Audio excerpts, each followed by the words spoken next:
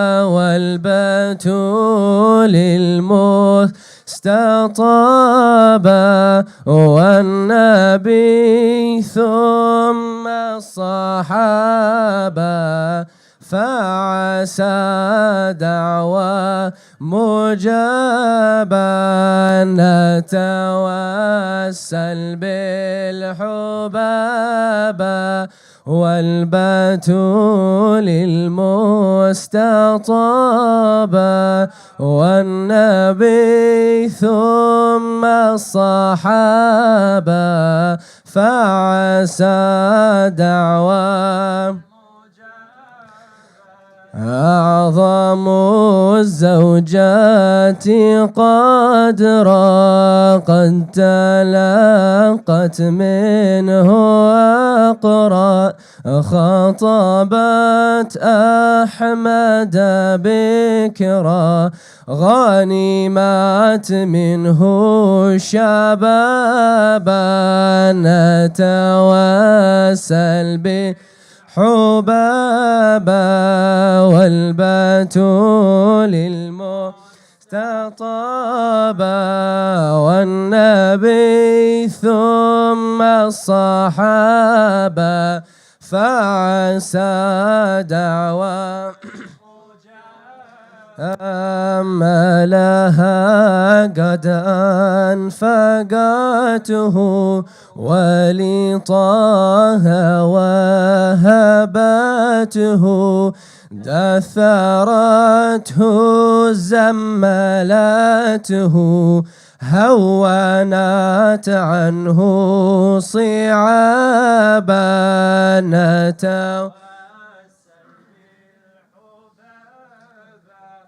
والنتول المستطابة والنبي ثم الصحابة فعسى دعوى مجابة قد حباها الله بشرى وعلت ذكرا وفخرا سعيدت دنيا وأخرى أسلمت قبل الصحابة نتوسل حبابا والبتول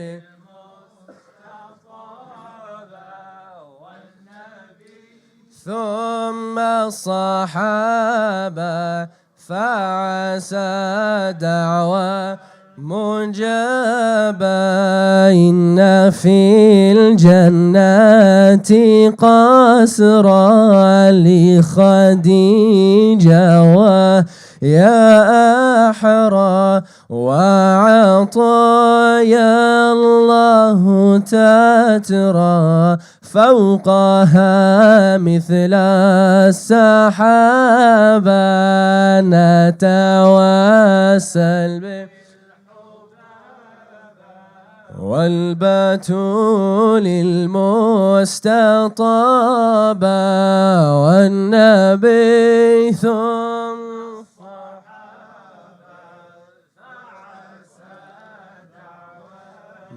مجابا بسلام الله فازت ورضا الرحمن حازت وعلى الأهوال جازت لم يروعها حسابا نتوسل والبتول المستطابة والنبي ثم الصحابة فعسى دعوى جاب عشر طه سنين أنجبت منه البنين والكثير الطيبين، وبها سالت شعابا نتوسل بالحباب والبتول والنبي ثم الصحابة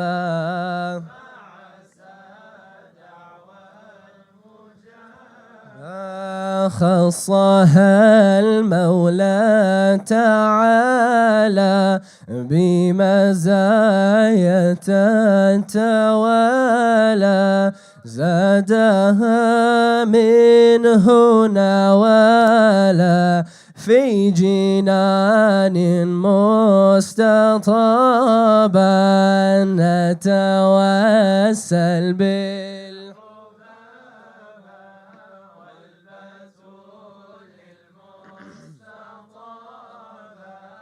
والنبي ثم الصحابة مجابا، وبها مكة باهت وعلى البلدان تاهت، وعطور الخير فاحت بالنسابة والقرابة نتوسل والبتول والنبي ثم الصحابة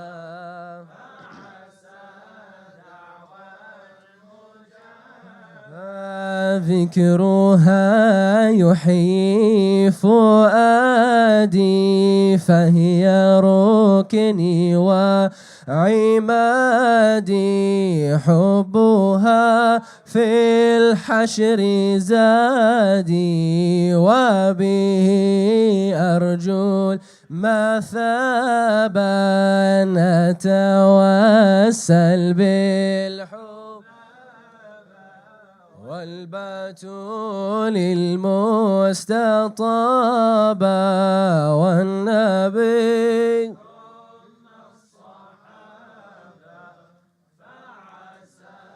دعوى مجابة، ربنا نسألك نظرة تنتفي عنا المضرة وتعجل بالمسرة، لا ترى فينا كأبا نتوسل والبتول المستطابة والنبي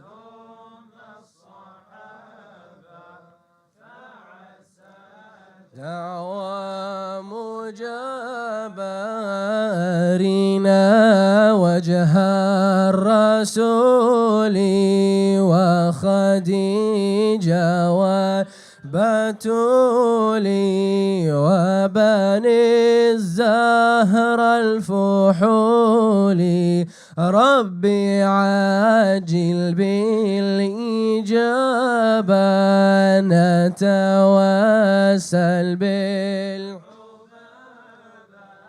والبتول المستطابة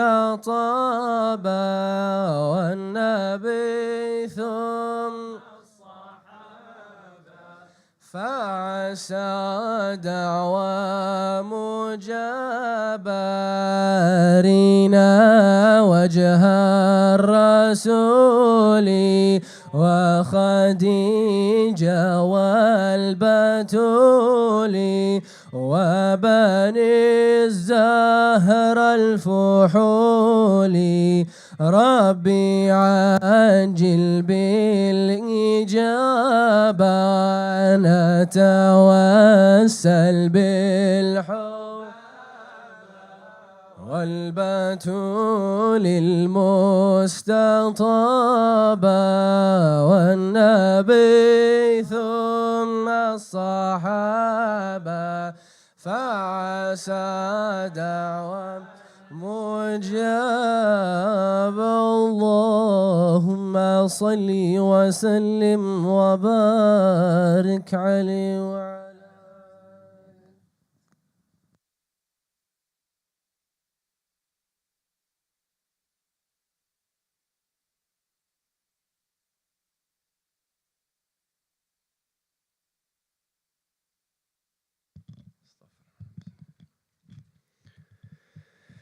بسم الله الرحمن الرحيم الحمد لله رب العالمين وأفضل الصلاة وأتم التسليم على سيدنا ومولانا محمد وعلى آله وصحبه وسلم أجمعين سبحانك لا علم لنا إلا ما علمتنا إنك أنت العليم الحكيم ولا حول ولا قوة إلا بالله العلي العظيم.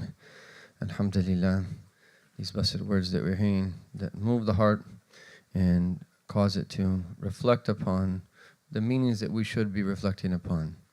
And hearing these blessed words about the blessed companions of our Prophet sallallahu alaihi wasallam, in particular his blessed wife As-Sayyidah Khadija al-Kubra. There's a riwayah in the Shama'in where the Rawi, the one who narrates that, he says that I sat with the Prophet sallallahu alaihi wasallam 100 times. And then he goes on to tell us is that they used to recite poetry in his gatherings, sallallahu alaihi wasallam. And then the scholars say is that there's not a difference between that reciting it with a lehan or without a lehan, with or without a melody. You're just beautifying it. There's nothing wrong with beautifying it. Beautifying a voice in and of itself there's nothing that's impermissible about that.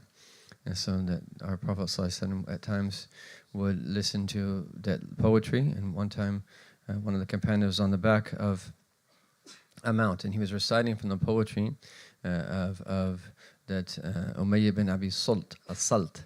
And the Prophet ﷺ kept saying, he, and he recite more, he, and he kept having more and more poetry recited to him. And so poetry is like kalam, as our Prophet said, hasanu hasan wa qabihu qabih. The good of it is good, and that bad of it is bad. And so alhamdulillah, what a blessing that we have this fusha and this latitude in our deen to be able to hear these beautiful words that stir the heart and create therein these attachments and love for the people that we really should be attached to and loving. Inshallah, we're going to continue on in part 2 of the benefits of retreat. And of course, when we're speaking about this word retreat, we are referring to it in its spiritual sense. One of the things that we touched upon last night is that it's not about going into a state of retreat for the sake of going into the state of retreat. There are reasons that one does this, and that this will come very clear when we take tomorrow the etiquettes of spiritual retreat. What should you and I be doing if we are limiting our interactions with people? And how should we view that? What is our intention? What are the things that we should preoccupy ourselves with? And how Imam will say in his introduction ultimately ties it to a very important meaning which is within the realm of possibility for the human being. And that is to have what is called uns. Uns is intimacy. And here we're talking about the possible state that Allah Ta'ala can create in the heart of a human being in relation to the meanings that they're reflecting upon of the remembrance of Allah Subhanahu wa Ta'ala. And this state only comes about after a state of mahabba. So if you look at book 36 of the Ihya al-Madin, it's the Kitab al-Muhabbati. It's the book on love. And then uns in shawq, and then rida. So uns is intimacy, shawq is longing, and then rida, which is contentment. And so as Allah Ta'ala moves His servant into different states, is that when someone feels close to Allah Ta'ala, there's uns. When someone feels a little bit distant, there's longing. And so these are two different states that are brought about in the heart of Allah's beloved servants.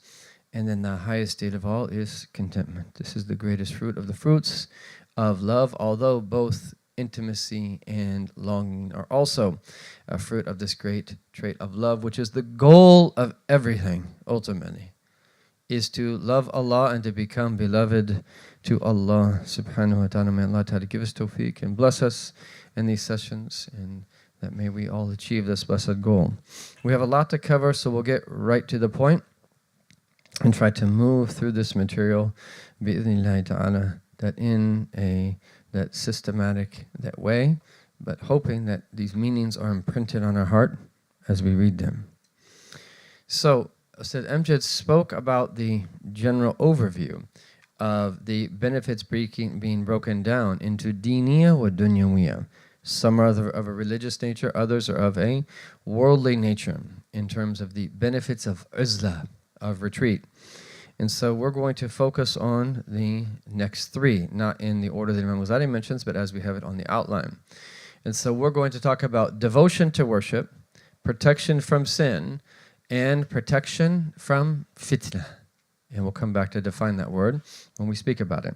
So these are three of the great benefits of retreat, or you could even translate this meaning of retreat as limiting our interactions. So let's not think in dichotomies, that it's either this or it's this. And some people tend to do this, and will critique a book like this. This is totally impractical. You're encouraging us to just disappear from the face of this world and to go hide somewhere on Makanji Mountain. No one is telling you to do that. What we're saying is that there have been people in the past that have done that. We need to understand what it is that you and I need to be able to practice our deen in light of the time in which we live and all of its challenges. And there are many.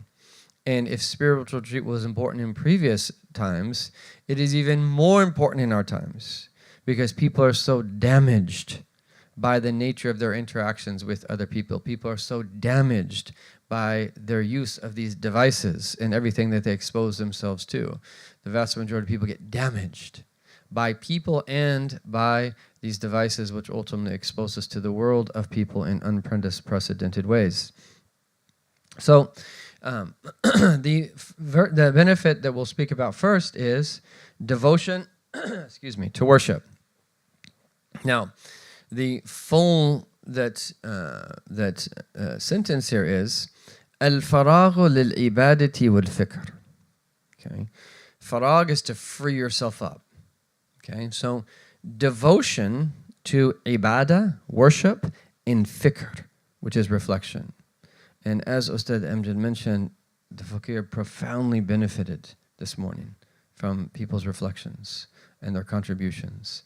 And this is the beautiful thing about the reflection session is, even though we only reflect for about 5 to 7 minutes, the whole thing becomes reflection, because we should actually use other people's reflections as another way of reflecting. So if we really focus on what's being said and reflect as people are speaking, after having already reflected ourselves, the benefit is immense, immense in doing this. So, al-faraghu lil-ibadati wal-fikr, to devote oneself completely to worship and reflection. وَالِاسْتِئْنَاسُ بِمُنَاجَاتِ اللَّهِ تَعَالَى and مُنَاجَاتِ الْخَلْقِ, and becoming familiar, even intimate, with munajah, which is intimate conversation with Allah instead of intimate conversation with people. And وَالْإِشْتِغَالُ بِاسْتِكْشَافِ أَسْرَارِ اللَّهِ تَعَالَى فِي أَمْرِ الدُّنْيَا وَالْآخِرَةِ وَمَلَكُوتِ السَّمَوَاتِ وَالْأَرْضِ, and being occupied with unveiling the secrets of Allah Ta'ala concerning this world, the hereafter, and the dominion of the heavens and the earth. Wow, that's a pretty beneficial thing. And so were this to be the only one he mentions, it would suffice from all of the others, even though there's many benefits in limiting our interactions. And again, this gets back to the quintessence of this book. This is what he's trying to get at. is that in order for us to achieve what it is that the righteous achieve, there's a way of doing so. There's a way that you have to be. And this is what he's telling us.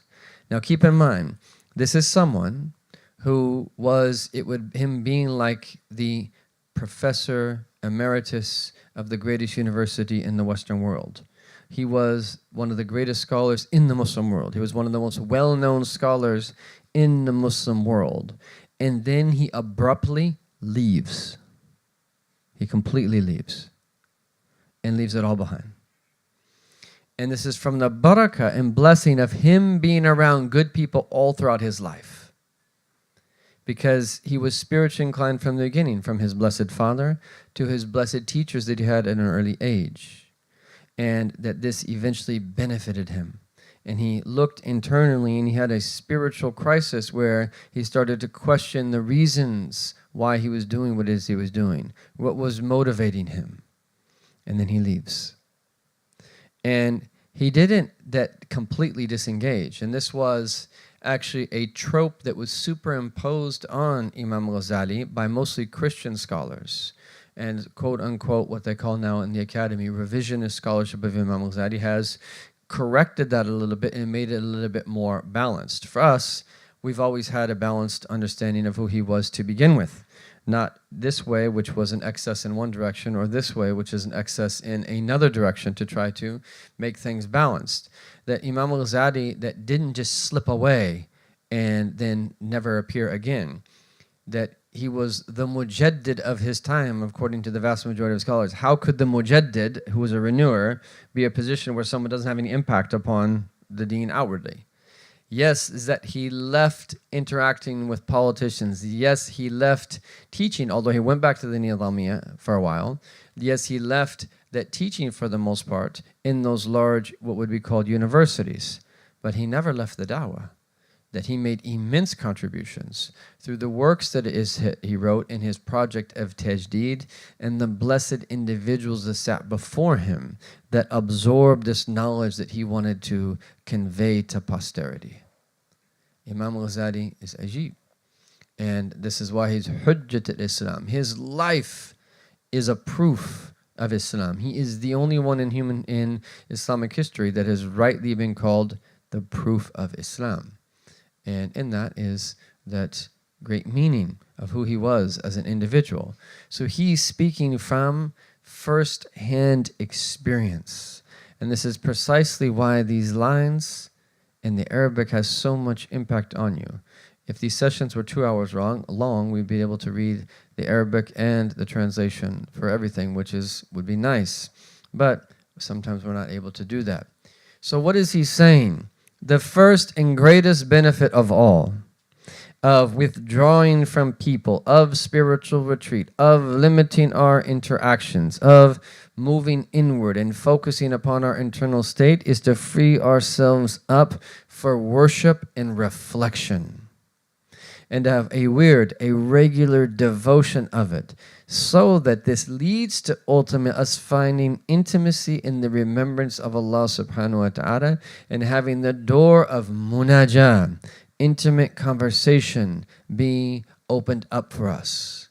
Where essentially then we are petitioning Allah, recognizing our absolute need of Him, recognizing we have nowhere to turn except to Him completely, that losing any confidence that we might have in our own selves with absolute reliance upon Him subhanahu wa ta'ala, and all of these different ways that this is done and these beautiful ways that this is said.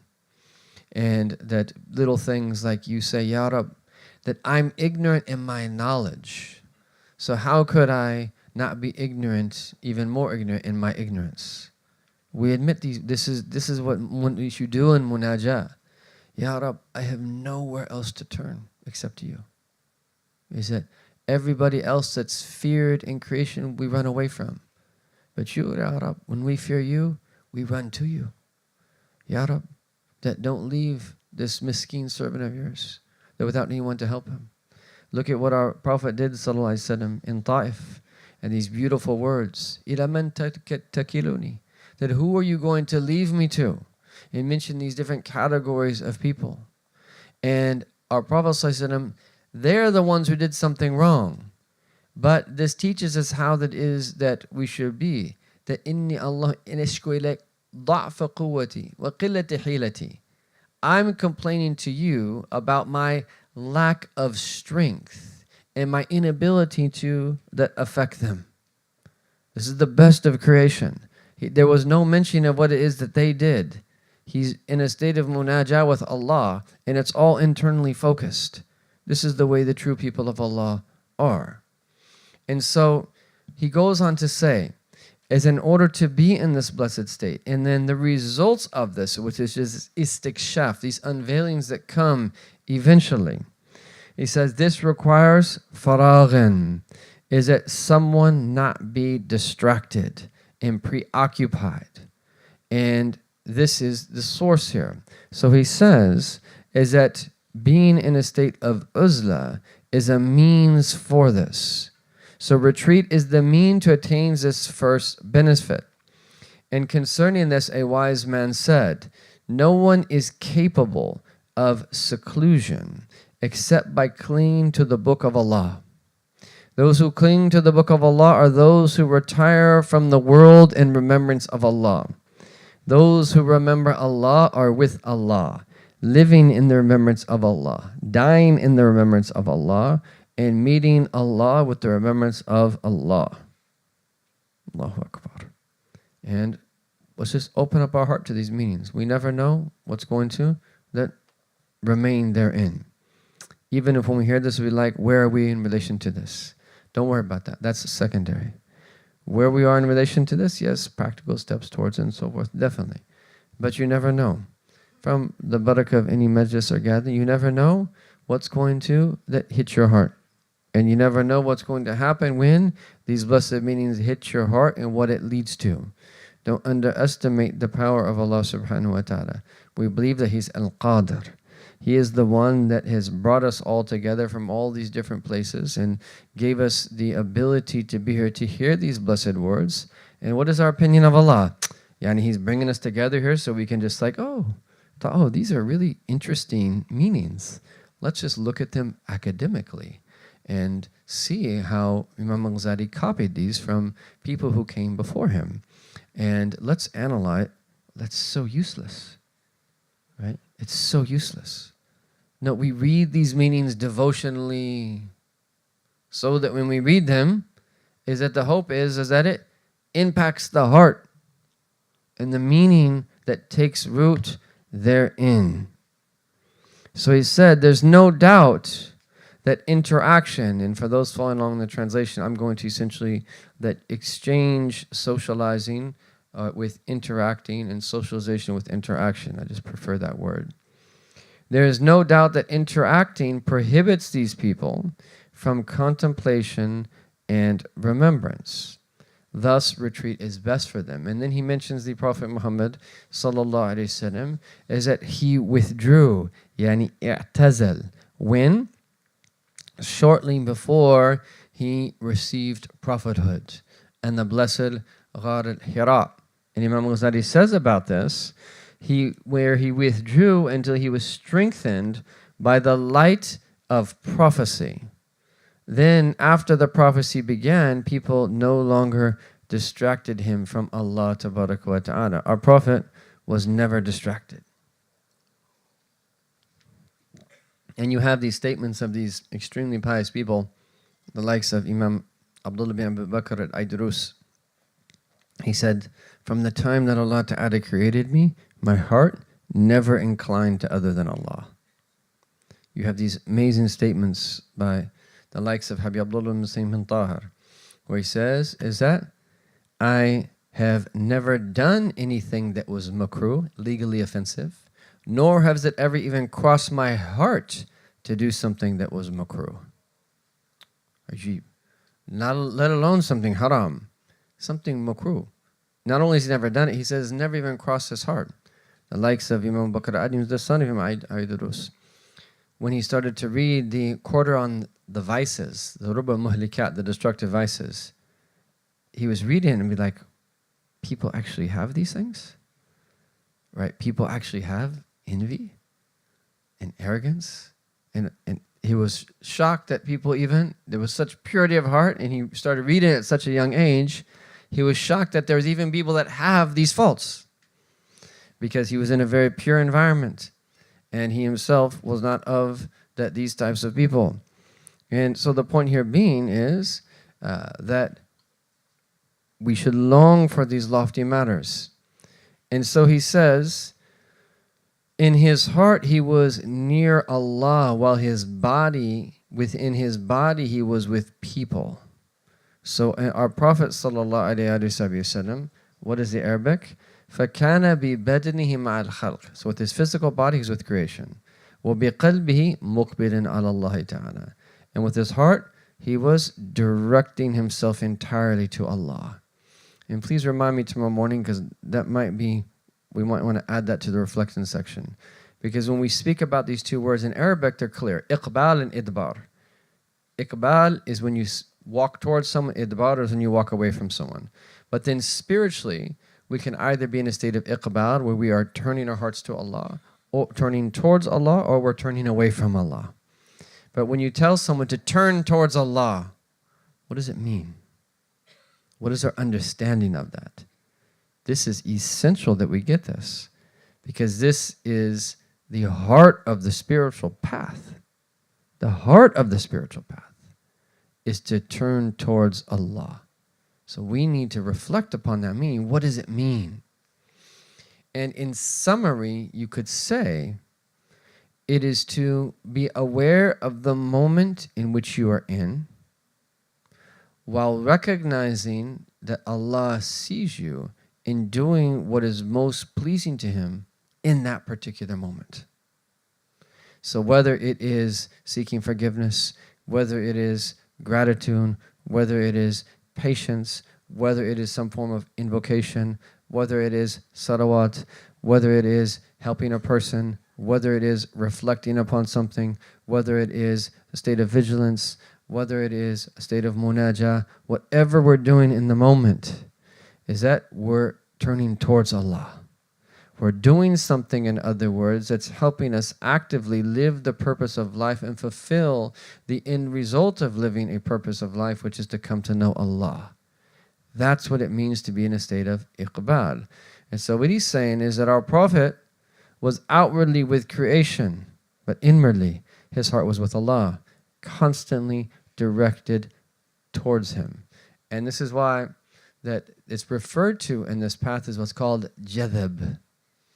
And jadab here is not a bad word. It takes on that it's in some cultures it is a pejorative, but it's not a bad word. Is that if you think of a magnet, and if a magnet is strong, that something is attached to it. There are certain people's hearts that are like, their hearts are pulled towards the divine presence and never leave. Even if they wanted to, they couldn't leave. Right? That's what a state to be in. Right? Now, normal people like us that are just trying to get out of our state of heedlessness, this is how it begins. We want to be aware, and we want to actively make dhikr and to put in mujahada and spiritual struggle. But that's what we want our hearts to be. We want our hearts to be yani majdoob. In other words, that pulled towards the divine presence and then remain there. And when there's that pull, then it actually becomes sometimes difficult to even be with people at first, because there's a pull. You're just drawn towards worship. You're drawn towards remembrance. If everyone's ever been around these people, alhamdulillah, you'd be surprised. There's quite a few of them even in the United States of America. These people exist. And there might even be people in this gathering in which we're in that are blessed with these blessed meanings. Is that these meanings are very noble. And sometimes people think that they're weird or antisocial or strange and kind of do things that other people don't understand. But were they only to know what is transpiring in their heart, they would realize, oh, right, you're excused because of your state. And then they would want to look into that further, like, how can I also experience that? Because even when they talk about the sadiq and the majdoob, the end of the sadiq is he's also majdoob. The sadiq is the one who travels the path. In the end, his heart is pulled towards the divine presence. But he just has an ability to be outwardly with the people and to teach and to help people, to deal with people's problems and to be engaged in the da'wah and so forth. And then internally his heart is with Allah tabaraka wa ta'ala. And then, because the spiritual paths are different, sometimes you have some of the great mashaykh of tasawwuf, is they call their students to the highest degrees possible. They're the most resemblant as you could possibly be of the companions, although no one's like the companions. And they plunge them into the outward deeds from the beginning of the path, where they have to be with people, where they might want to retreat, but they force them to be a part of the da'wah, and they force them to serve, and they force them to be with people as a technique to refine them. And that some of the shuyukh is that their students don't even realize what they're receiving in the process. And they look at themselves as falling short and so forth, which that's always has to be the case. But then some of them might be on the verge of the highest degrees of wilayah and sainthood, and they don't even realize it. And then when the time is right, because these things, that they're not a joke, it's not something to play around with. The mashaykh of tarbiyah, the true scholars that nurture human souls, they know when to give what to whom. They know. And that if an intelligent CEO and someone who's involved in a company that is thinking about succession planning and so forth, and smart people know how to that pass it on to the, and likewise the true shuyukh of the inward also know this. And their knowledge is even greater because it's based upon basira. It's based upon spiritual insight. And oftentimes with these connections that they have with people that outwardly are no longer alive insofar as they've transitioned into the next world, but we have a part of a living tradition. And our Prophet ﷺ is alive in our hearts, but also he's alive in the barzakh. And anyone that has this mentality that and would say things like that, he's just dead. Yes, he transitions ﷺ from this world into the next world. But he's alive in his grave, ﷺ. You and I send salawat to him now and salams, and it's conveyed to him. Our actions are shown to him. Visiting him after he passed is like visiting him during his life. And he hears you and responds directly without the intermediary of an angel, sallallahu alayhi wa sallam. How could he be anything other than alive? Miskeen people who are trapped in this type of understanding. And that they're cutting themselves off from one of the greatest possible goods of all, which is an opportunity for ma'iyya abadiyya, eternal togetherness with the best of creation, which is cultivated in this world by living right and living according to the way that he taught, sallallahu alaihi wa alihi wa sahbihi wasallam. So, he says here is that our Prophet sallallahu alaihi wasallam was outwardly with the people, but his heart was with Allah.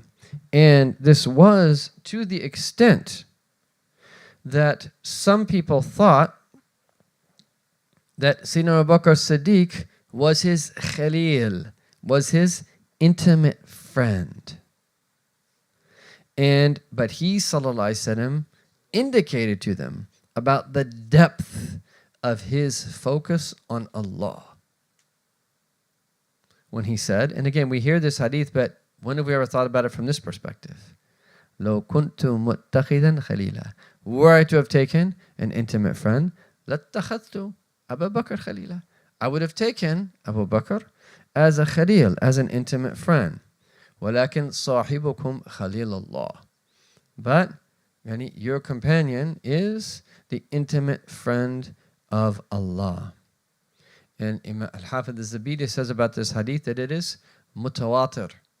There's multiple chains of transmission in every single generation. So we have yaqeen and certitude 100%, qat'an, definitively, our Prophet said these words. And so, this is not taking from the great stature of Sayyidina Abu Bakr. Right? This is rather indicating how great of a stature he has. But our Prophet ﷺ wasn't, it was different. It's not like the way we think things to be. And that our Prophet didn't have a khalil, is that his khalil was Allah Jalla Jalaluh, despite the lofty state of Sayyidina Abu Bakr Siddiq. And so, وَلَكِنْ صَاحِبُكُمْ خَلِيلَ اللَّهِ. So what does Imam Ali say about this?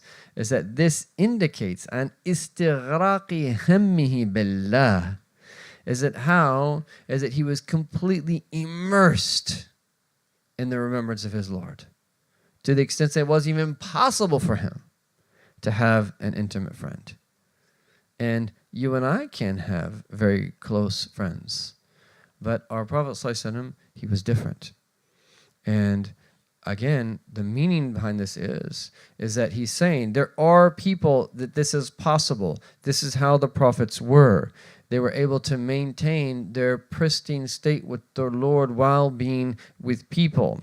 And so he says about this, Imam Ghazali, the ability to combine interaction with people outwardly and drawing near to Allah inwardly comes from the strength of prophethood. So it is not appropriate for a weak person to deceive himself and desire that state. And that's a general rule. But he says, it is likely that the rank of certain saints, translating awliya as saints, reaches this point, i.e., of being able to interact with people while have your heart be with Allah. This is how the companions were.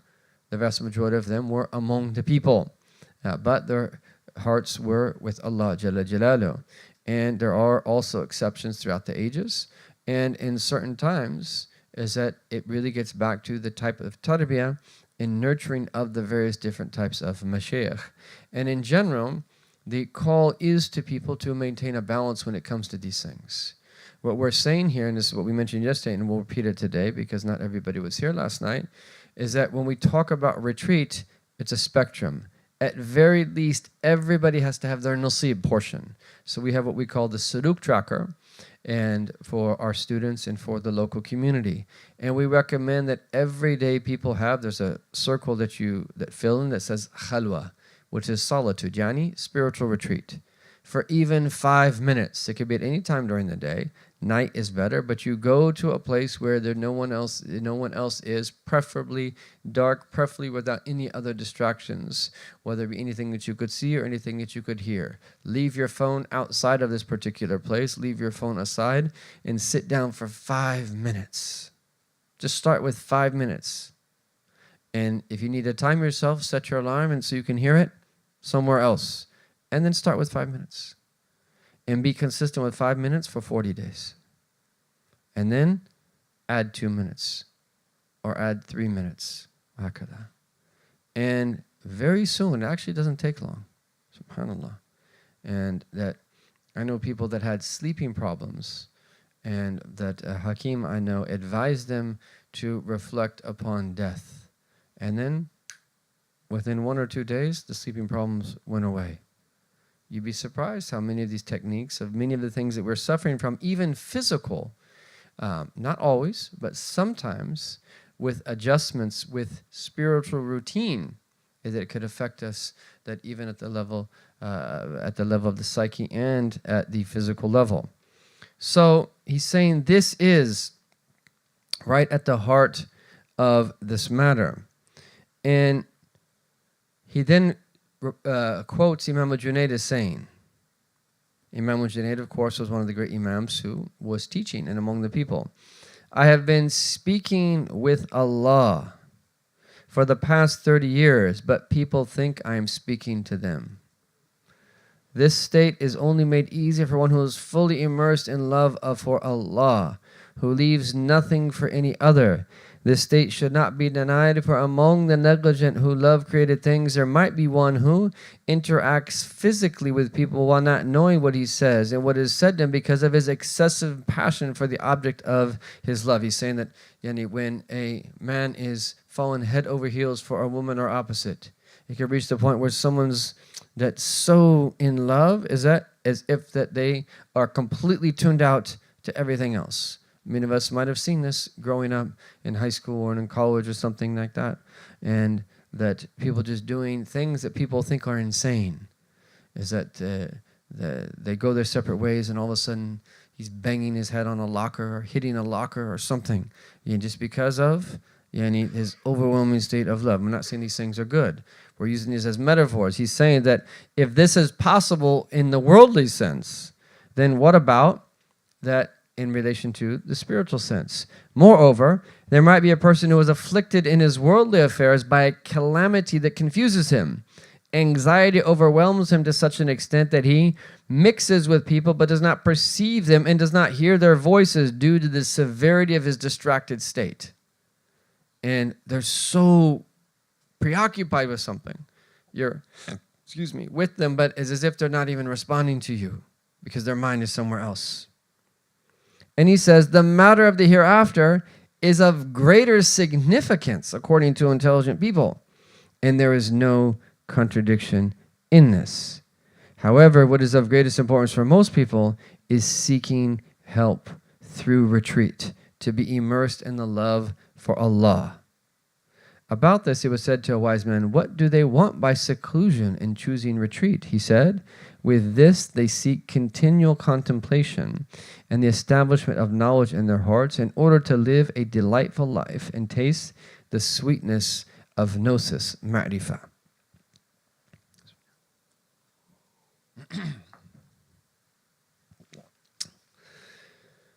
No. And then he mentions, we'll skip over a little bit and move to an anecdote. We mentioned Sayyidina Uwais al-Qarni yesterday. And he says that it was said that one time he was sitting with Haram ibn Hayyan. And Uwais said to him, what brought you here? He said, I've come to get acquainted with you. I've come to get acquainted with you. Yani li anis bik. That I can enjoy your company essentially and have uns from being around you. Uwais said, I have never seen a person who truly knows his Lord seek to be acquainted with anyone else. Al-Fudayl ibn Iyad said, when I see the night coming, I rejoice and say, I can be alone with my Lord. And when I see the morning coming, I think I see istarjatu. Yani, so he says, I return to the dislike. Yani istarja really here is to say inna lillahi wa inna ilayhi raji'un. Right? To that it's a verb that's used to convey an actual phrase. As in other words, it's a tribulation. So in other words, when the night comes, he says that what? Is that it brought him great joy, farah. And when the night ended, is that he disliked it, right? Because now he's going to have to go back out to the people. And subhanAllah, these meanings that we can cultivate them in the heart, right? We can cultivate them in the heart.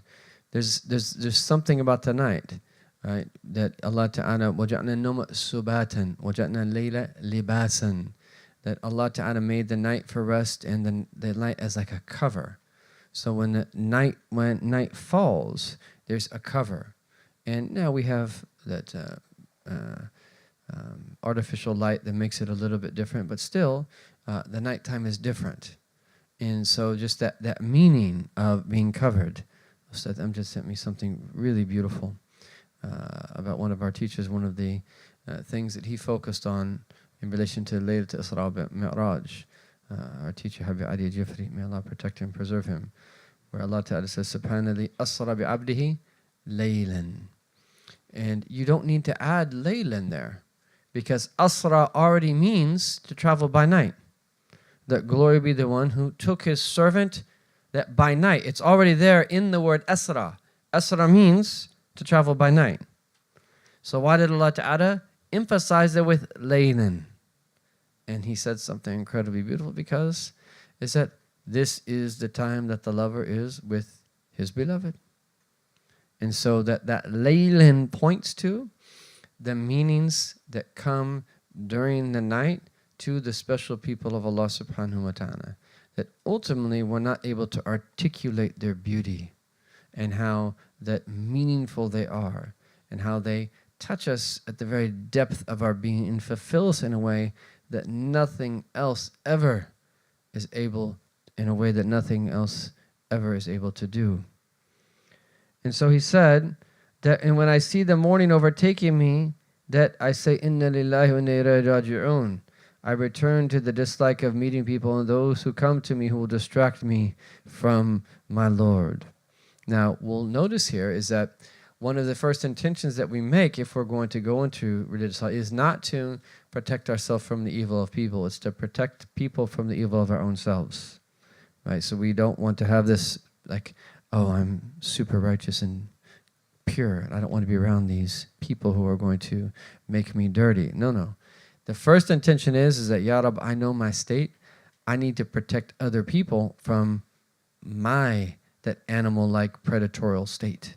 If I get angry, look what happens, right? If I don't get what I want, look what happens, right? That's really the intention. We start with our own selves. So there's more that he mentions here, but he wraps up this discussion by saying, one whose constant remembrance becomes easy, obtains a familiarity with Allah, or through constant reflection, he obtains a realization of the knowledge of Allah. For him, solitude is preferable to anything associated with interaction. The ultimate goal of worship. Okay, this is one of these golden phrases. فإن غاية العبادات وثمرة المعاملات أن يموت الإنسان محبا لله. The ultimate goal of worship and the fruit of mutual interaction is for a person to die as a lover of Allah and as a knower of Him. And يموت الإنسان محبا لله, that we die loving Allah, عارفا بالله, knowing Allah. And then he says, is that there is no love except through that intimacy that stems from constant remembrance. So there's no way to achieve this other than that. This is why dhikr is so important. And this is why every community needs to have a gathering of dhikr. This is why we need to get beyond this. Is this a bid'ah? Is this not a bid'ah? Is that, okay, even if it is a bid'ah, it's a bid'ah hasana. It's a good innovation. Which one of us is sitting there all day remembering Allah on our own? At least let's have a time once a week, at very least, that we get together, in addition to the 5 daily prayers in Jummah, both of which are dhikr of Allah, and remember Allah. And people customarily did it on Thursday nights for the blessing of Laylatul Jummah. But it can be done on any night. And it can be done on any day, whatever that one is able to do. At least one gathering a week. At least. And the people of Allah, you find them in multiple gatherings every week. So we really need to mature. We need to get beyond this. Should we be doing this in the masajid? Does this have to be done privately? Where is it we have gatherings of remembrance? So then what happens is, I'm passing through wherever, the DC area. And there's no, I'm not saying there is or there isn't. Let's just, okay, then people are going to think I'm picking on DC. Whatever city that it is, city A, right? I'm passing through this city and there's no gatherings of dhikr. Like, I'm not going to be able to go benefit. But if there's a majlis, someone passing through can attend. And then you meet special people. And then you hear beneficial discourse. You might hear something that changes your life. You might meet a brother for the sake of Allah subhanahu wa ta'ala. You might have your sins forgiven. You never know what happens. We need majalis all throughout the United States of America. Every city that we go to, there should be multiple gatherings. This is the way the Muslim world is to this day. You go to a city like Tarim, that you go to a city like Cairo, you go to all throughout. These are just two I mentioned. You can mention another 30, 40, 50 Muslim cities. And this is what you find still to this day. This is still preserved. And yes, a lot of people have turned to dunya, but this is still there for those who want it. There is no gnosis, ma'rifah, except through constant reflection. An empty heart is a condition for each of these two states, and there is no emptying it with interaction. In other words, is that we're not telling people in general to stop interacting and to stop working and to leave your family and so forth. Do everything that is that you're doing with righteous intention. If you're working to support a family, that's not dunya. You're doing something for the sake of Allah tabarak wa ta'ala. But have times in your day and in your week and in your month and in your year that you retreat. Is it where you work on exactly what he's saying, freeing yourself up to devote your heart to Allah. And if we could start doing this on a daily basis, even for a short period of time, and then slowly over an extended period of time expand, you will find we will find immense benefit in this. So the reason we went so long on that first benefit, because this is right at the heart of it. And the second is protection from sin.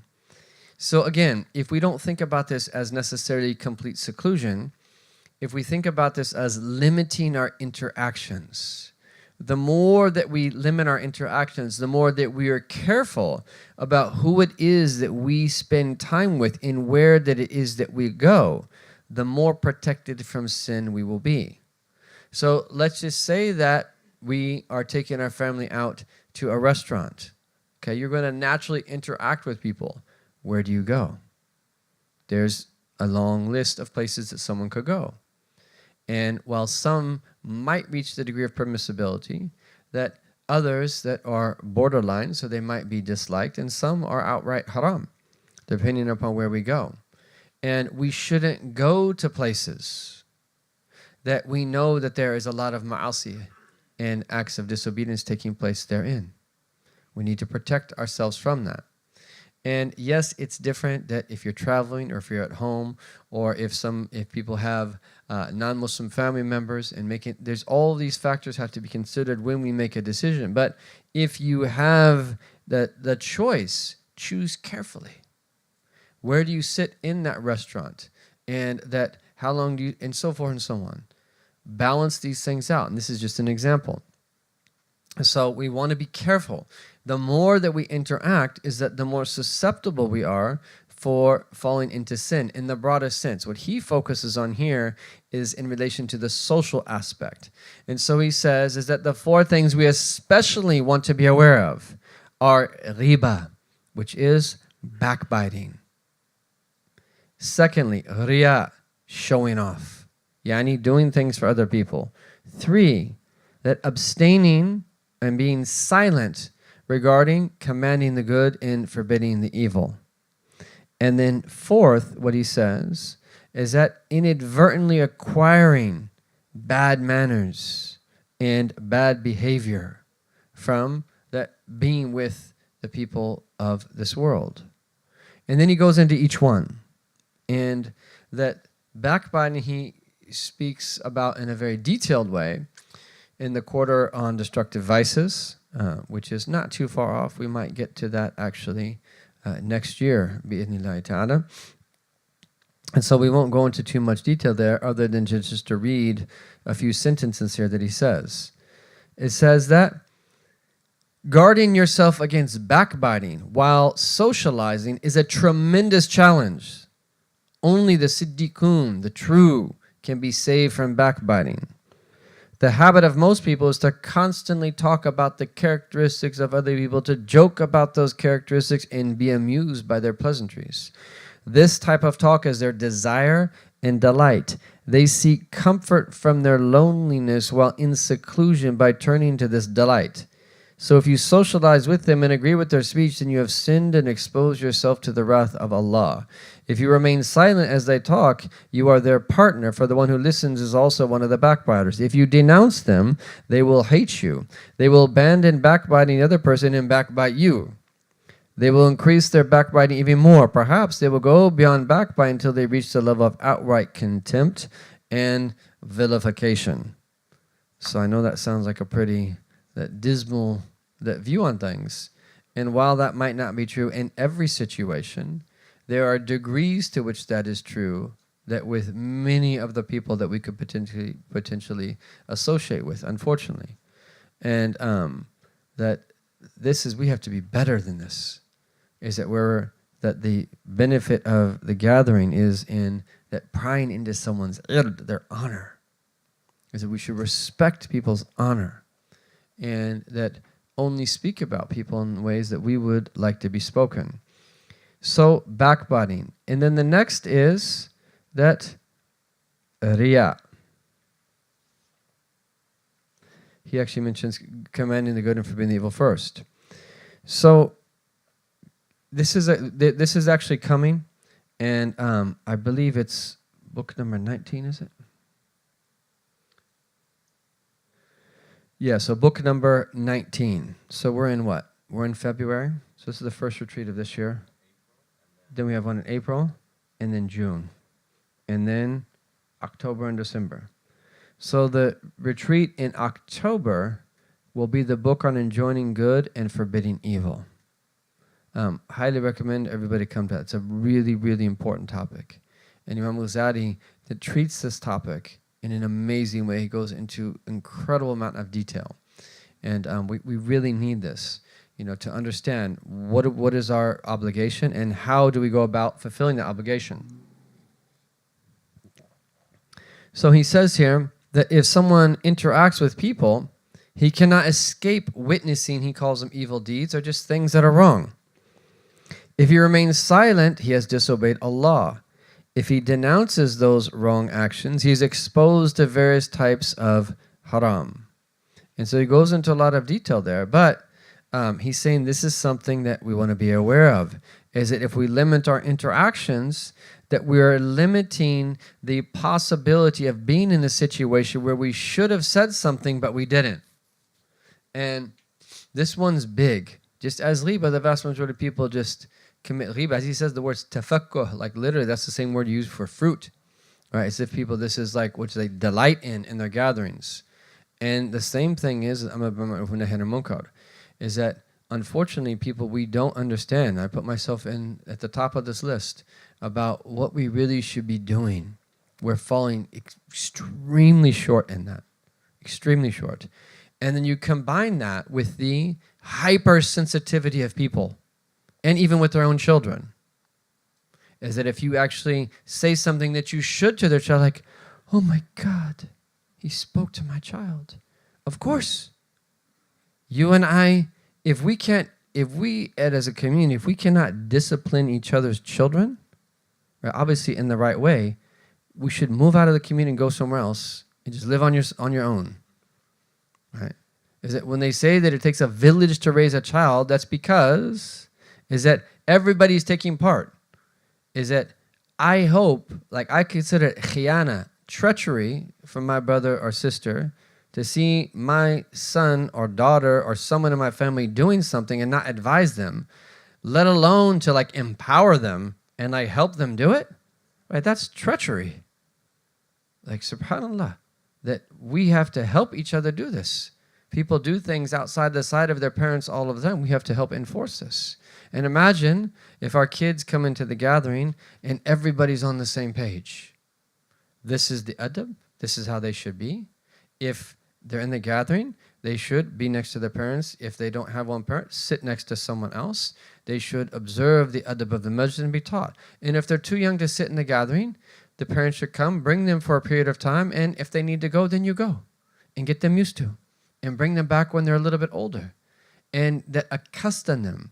In traditional societies, children will literally sit there. Some of the molids that they do in Tareem go on for like 2.5 hours. And the children sit there virtually without moving. For like 2.5 hours. It's possible. Now, they don't have the ADHD-like distractions of the modern technology like we have.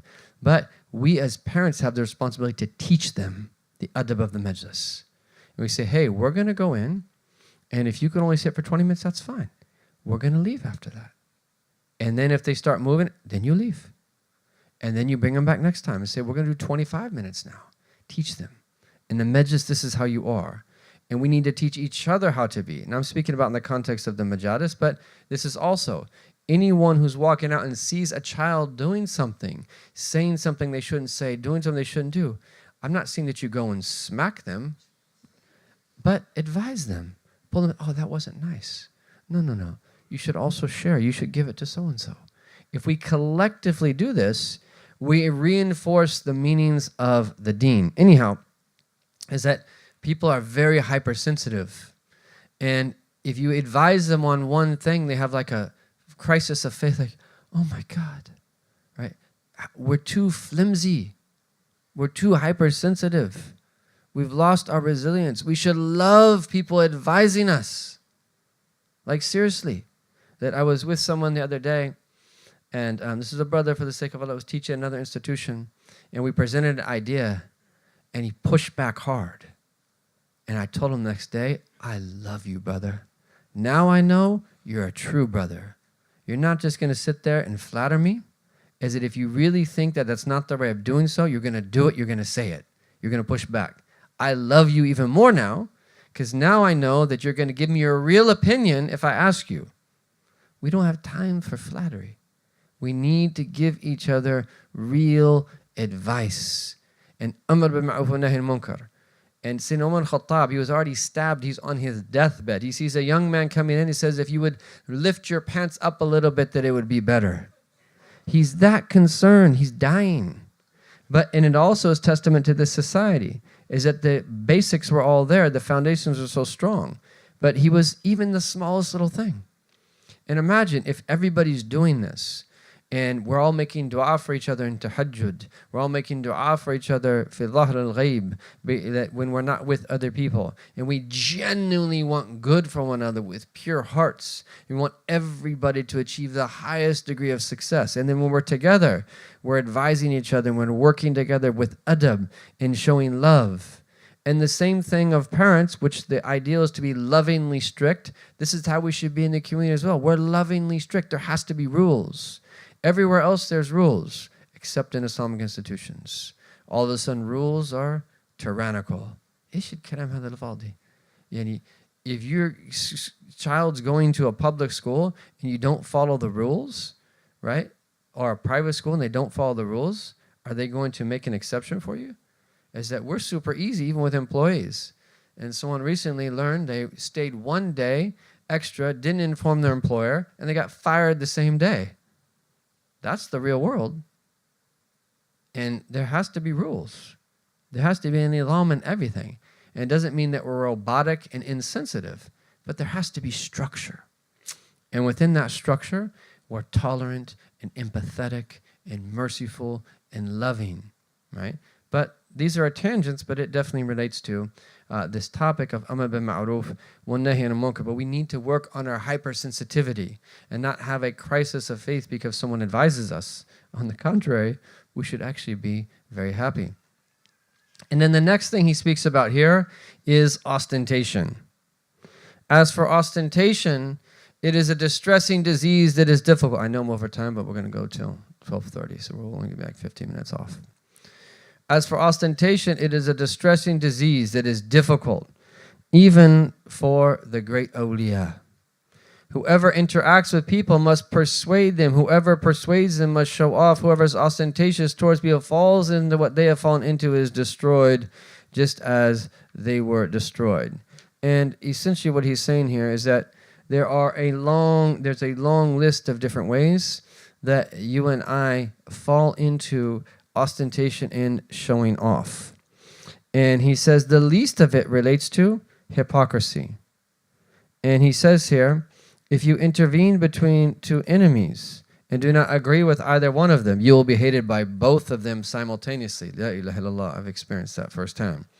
And how that then people are the ones having problems and then they blame you for trying to reconcile between them when it's their problems. Unbelievable.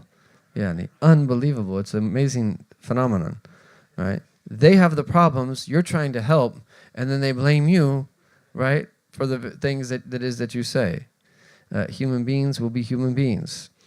That if you, however, on the other hand, insincerely advise both of them, you will become one of the most evil people. As the Prophet said, you will find amongst the most evil people those that are two-faced. He who comes to someone with one face and to others with another face. So being two-faced, and literally that's what it's called in Arabic, yani dhul wajhain, literally having two faces. And he says the least of what is necessary for interacting with people is to display a desire to be with them and exaggerate it. There is no escaping the fact that this involves lying, either at its core or in its excess. I'm so happy to see you. Like, really? You're that happy to see me? Then there is the display of compassion by asking about skin and saying, how are you? How is your family? While in your heart you have no real concern about his problems. This is pure hypocrisy. Imam Ghazali says, Ya Latif. Ibn Mas'ud said, a man among you leaves his house, another man in need meets him and says such and such. The first man then responds by praising the other man while not mentioning about anything about his need. Then the first man returns home and Allah is angry with him, for he has nothing of his deen. Sari as-Saqati said, if my brother were to come to me, I would straighten my beard with my hand when he enters, but be fearful that my action will be written in the register of the hypocrites. What is he saying here? Is that if we're trying to say that this is a danger of mixing with people, is that you have to be with them. And this is why at least let's work on our hearts so that we make an intention, every brother or sister we meet for the sake of Allah, we want them to be our brother. And you genuinely preempt bringing about good in your heart for them and genuinely being concerned about them. If we just focused on the next year on caring for people, if we just have that one trait, like real, genuine care for people, like really, actually caring for people, everything would change at that point. Everything would change at that point. And I'll be honest with you, I'm just really hesitant with some of these madahir and these outward manifestations. We support them in general because their benefits outweigh their harms, but this whole celebrity conference culture and so forth, it does have its dangers. It does have its dangers. And that what we really need to be promoting for the future of Islam in this country is individual interactions with people of knowledge and have a strong state with Allah subhanahu wa ta'ala that are dispersed throughout the 50 states. We have hundreds of people in each state, in different centers of learning, in places where people can come together and learn the meanings of their deen and can have day-to-day interactions with people. If people had that, then they'd be ready to go to the school in the other state that they couldn't do anymore because they maximize what they could do in their own state. They would benefit then from the travels that they went on, the conferences that they attend, because they have a solid base, right? But because in the end, people need companionship. And there's only so much one person can provide for people. You need so many people to take care of the needs of others. And people need individual interaction with real care. And that doesn't mean that we overextend ourselves. That doesn't mean that we try to do something that we can't do, but it has to emanate from a heart that truly cares. And so this is what he is touching upon here. He said, thus, one who is capable of guarding himself from ostentation can interact with people. If not, he should be content to have his name confirmed in the register of hypocrites. Nasallahu ta'ala salam al afiyah. The predecessors would meet each other and be cautious of their questions, such as, how are you this morning? How are you this evening? Or how are you? Or how are you feeling? In their responses. They used to ask each other about the condition of the deen, not about the condition of this world. So it doesn't mean that like you show what you have in your heart, like, you know what, I'm not going to be nice to you. I really hate you. That's not what is also desired, right? First of all, you should work on your heart and not hate anybody. But if you're really feeling that towards someone, but it doesn't mean that you go out of your way to just completely flatter someone and say, you're the most beloved person to me. We have to just be real with each other. No takalluf. You shouldn't force yourself to be a certain way. In general, be cheerful, have good will in your heart for every Muslim. And if we ask someone, how are you doing? Let's catch ourselves. Do we really mean that? Like, do we really mean it? Because what if someone's not doing well? If we're not willing to help them, then there's a problem in the question, right? And at least if we cannot help someone directly, we should point them to someone that can actually help them.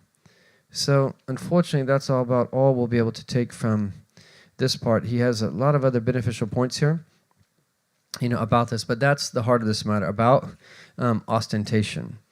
And then the last bit here is what he calls musarakat al-taba', is it where you inadvertently take on people's bad behavior. And this necessarily happens when you are mixing with people. It is very difficult It's very difficult to prevent this. And when we mix with other people, that you tasriq al-taba', as if you steal something from them, and you end up being like them. And so he says here, just 1 second here, I'm trying to find, skipping forward here.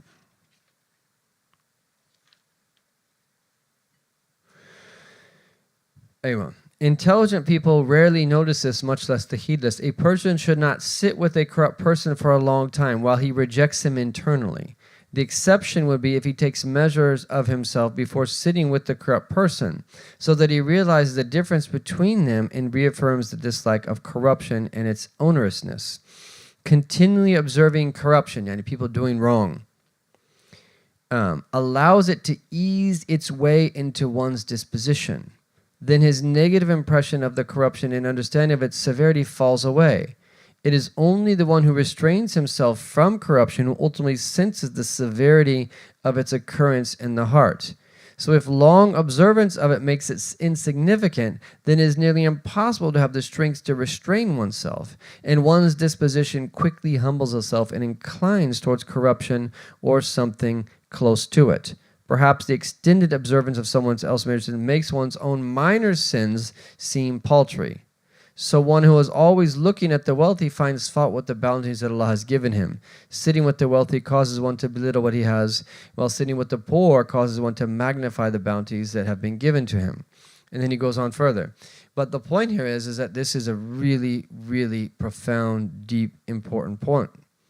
Is that you and I have to be careful about who it is that we sit with. And that doesn't mean that we're going around judging everybody. Even if you see someone who's fallen into sin, you still think that person's better than you. Even if you see some, but you have to know and recognize that a sin is a sin. And you don't actively put yourself in a situation where you could fall into sin. And we can only extend our help to help other people to the extent that we are safe. If it means that we could potentially fall into sin, then we have to restrain ourselves and limit our interactions. That is the balance in this particular matter. So this is what happens, right? And especially with these things that we see online, it applies just as much online as it does to in person. And I'm always amazed is that people who just are looking at haram images in movies and things like this, and they've done it so much, it's like, oh, it seems normal. Like, what is normal about looking at a person dressed like that? What is normal about listening to a person talk like that? But this is what happens. It just becomes normal. I've heard people cuss so many times. It's just normal. I've seen people dress like that so many times. It's just normal. I've seen people do it. It's not. There's nothing normal about it. And you have to protect your heart from that. Whether, again, in the past, you'd have to actually physically be present with people. Now, from the middle of our homes, we could be with some of the worst people on earth. And we let them in. Right?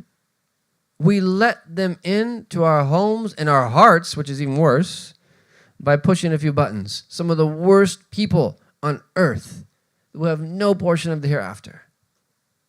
That is a problem. SubhanAllah. So the last thing here is, he says here, is protection from fitna. So this is the third point. And this is a very in-depth point, so I'm not going to really cover it too much. I hope that I'll be able to come back to it at a different point. But there are a number of different scenarios that our Prophet ﷺ foretold and then gave us detailed instruction in relation to them. And I encourage everybody to read those. And what he's saying is that there's times where fleeing from fitna is what we're supposed to do. And those times could come and go. A portion of our life could have that characteristic, and then things change. The area in which we live, that might be there for a period of time, and then it changes. Or it could be a general trend in a particular time. So this differs with time and place and people. But there definitely are instances where our Prophet ﷺ that gave us that encouragement to do certain things. And I'm just going to quickly, because I know I'm over at this point, going to mention that one narration here. And so this is in the collection of Abu Dawood. I'm not saying that this applies or doesn't apply to our situation or another situation, but these are there, they're prophetic ahadith, and they have to be applied correctly, okay, in the right situation. So our Prophet said, "Inna bayna yaday as-sa'a fitanan ka qita'a layl al-mudhlim." Okay, so we were talking about another version of this hadith in the khutbah on Friday, yesterday. Indeed, just before the hour, there will be fitan, like the successive darkness of night. يُصْبِحُ الرَّجُلُ فِيهَا مُؤْمِنًا وَيُمْسِي كَافِرًا وَيُمْسِي مُؤْمِنًا وَيُصْبِحُ كَافِرًا. A man will enter into the morning as a believer and by nightfall have left the religion. A man will enter into the evening as a believer and by nightfall have left the religion. But then what did our Prophet say? الْقَاعِدُ فِيهَا خَيْرٌ مِنَ الْقَائِمِ. The one is sitting is better than the one who's standing. وَالْمَاشِي فِيهَا خَيْرٌ مِنَ السَّاعِ. The one walking is better than the one running. And then what was our Prophet's advice? فَكَسِّرُوا قِسِيُّكُمْ وَقَطِّعُوا أَوْتَارَكُمْ. That break your bows and cut your strings. Yani the strings of the bows. وَضْرِبُوا سُيُوفُكُمْ بِالْحِجَارَةِ. And break your swords on rocks. فَإِن دُخِلَ يعني على أحد منكم. If someone comes into your presence to kill you, فَلْيَكُنْ خَيْرَ ابْنَيْ آدَمَ. Then be like the better of the two sons of Adam. This is a hadith in Abu Dawood. And there'll be times where that's applied. And that's essentially what Sayyidina Uthman did. Is that he knew he was going to die. And he let them, he dismissed Sayyidina Hassan and Hussein who were guarding his house. And that applied in his specific situation. And it could apply in other situations throughout history. So this is important. And so then one last hadith is that our Prophet ﷺ said, is that the companion Abdullah ibn Amr ibn As says, when we were sitting around the Messenger of Allah ﷺ, he began to mention al-fitna, these times of tribulation. And then he said, إِذَا رَأَيْتَ مَنَّاسْ قَدْ مَرِجَتْ عُهُودُهُمْ. Is that if you find people, is that their trusts are that people fail to fulfill their trusts. وَخَفَّتْ fail to fulfill their covenants. وَخَفَّتْ أَمَانَاتُهُمْ. And they don't take their trust seriously. وَكَانُوا هَكَذَا وَشَبَّكَ بَيْنَ أَصَابِعِهِ. And they were like this, and he that put his hands together like this, sallallahu alaihi wasallam. In other words, that they were mixed together and there was lack of clarity. Is that there was lack of clarity, who to trust, what to do, what one should do the right thing. Is that قال فقمت إليه فقلت كيف أفعل عند ذلك جعلني الله فداك. I stood up and I said, what should I do? May Allah make me ransom for you. Look what our Prophet said. إلزم بيتك. Remain in your house. واملك عليك لسانك. And restrain your tongue. وخذ بما تعرف وضع ما تنكر. That do what you know to be right, that's unequivocally good, that you know is right, and leave what you know to be wrong. And then in other words, stay out of the gray areas. وعليك بأمر خاصة نفسك. And focus exclusively on yourself. وضع عنك أمر العامة. And leave that the affair of the general people. This is prophetic guidance. And again, I'm not saying that this necessarily does or does not apply to any specific time. That's a much deeper, more in-depth, nuanced conversation. But definitely by limiting our interactions and being more careful, is that this is clearly a benefit. And the fact that our Prophet so clearly expressed these meanings to us means that it's possible that there's a time of our lives that we might have to implement these in a particular way. May Allah subhanahu wa ta'ala give us tawfiq and bless us, Ya Arhamar Rahimin, to have fiqh in this deen. And may Allah tabarak wa ta'ala make the path to Him clear, tabarak wa ta'ala, and may it be crystal clear for us what it is that we should be doing. May Allah ta'ala give us sincerity to do it in a way that is pleasing to Him, Ya Arhamar Rahimin. Wa sallallahu ala Sayyidina Muhammadan wa ala alihi wa sahbihi wa sallam. Walhamdulillahi Rabbil Alameen.